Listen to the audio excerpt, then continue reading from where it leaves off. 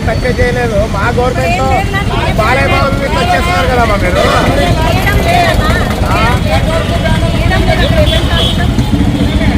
మేము కాదు మెగా అభిమానులైనా బాలకృష్ణ అంటే మాకు చాలా అభిమానం అమ్మా.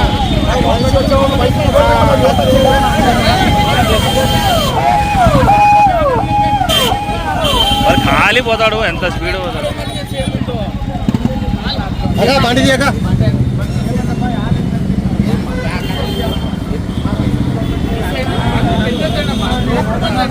వ్యాపారాలు చేసుకోవాలమ్మా.